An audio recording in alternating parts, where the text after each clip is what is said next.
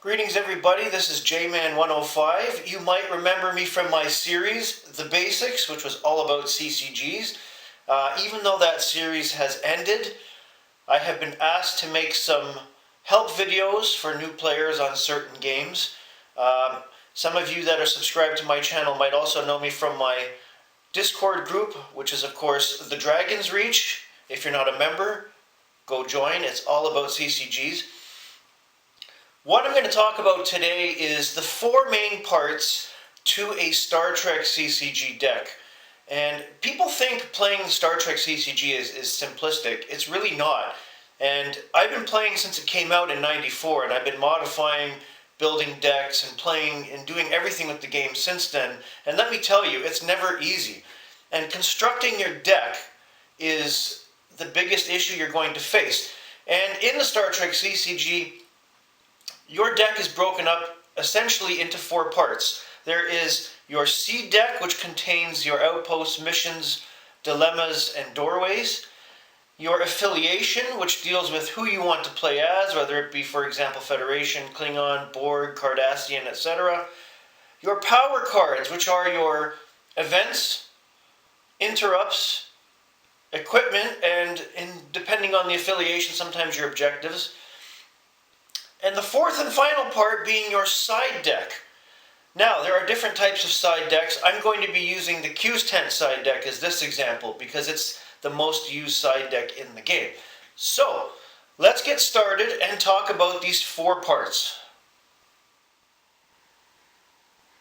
The most important thing with the Star Trek CCG when you're building a deck is the first thing you have to do is choose your affiliation. The reason for this being that once you have your affiliation selected, you will start being able to put in your personnel and your ships, and then you would start constructing your seed deck because you need to tailor the missions to your affiliation, and the missions in tune will benefit the skills that your people have, that you've picked for your deck. In my Federation deck, for example, which I'm using as the basis for this video, I have three powerful ships. I have the Enterprise D, the Enterprise E, which is pictured in the Defiant. I have a lot of the First Contact TNG bridge crew. I have some original series bridge crew and other personnel that not only staff my ships but can help me defeat a lot of the dilemmas out there and pass the missions. That being said, when you put together your seed deck, you're not only choosing the missions that you're going to be trying to attempt, you're also going to be putting together your dilemma stock, which are going to be under your opponent's missions.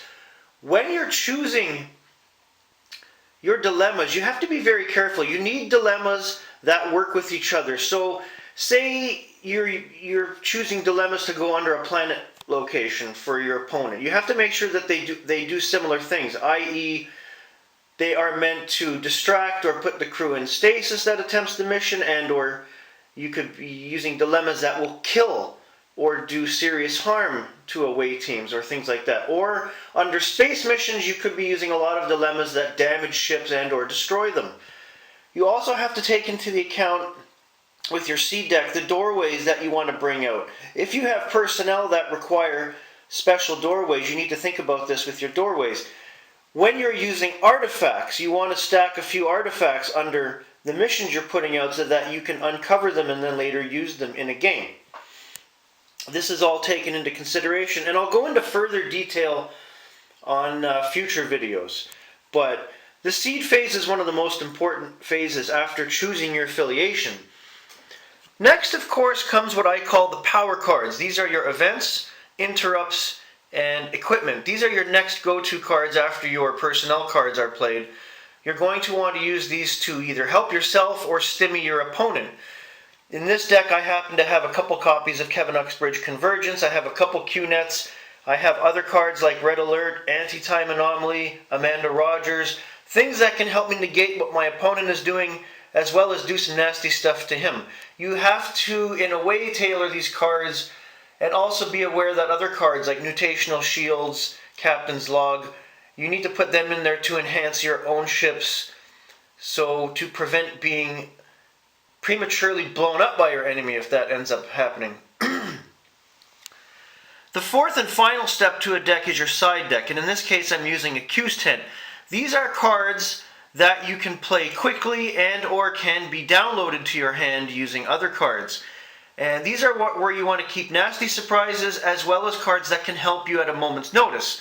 For example, using my Federation deck, I have Captain's Log available, Countermanda, I have some other cards, I have a spare Galaxy class ship, I also have 2 useful personnel I can bring out on a moment's notice, albeit with a special doorway, Admiral Riker and James T. Kirk, should I need a boost in personnel when I'm attempting a mission or a dilemma. You need to take this into consideration after you've built your main deck. Your side deck should complement your main deck, but also have some cards you wouldn't normally put in your draw deck that you'd want to get out faster. That also goes hand in hand with your doorways in the seed phase, as I mentioned earlier.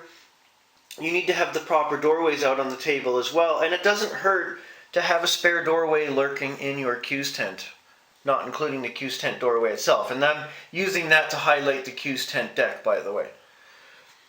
All of these phases need to be taken into consideration when you're building a deck. So as I said before, to recap, start with your affiliation, choose your affiliation wisely, make sure that you have your ships, your personnel, and later your equipment, which would be in your power card deck. Once your affiliation is chosen, start your seed deck, choose your missions, tailor them to your personnel and your affiliation, get your dilemmas, get your doorways, include a few artifacts, then move on to your power cards, which you're going to be using throughout the game, and finally, the seed deck.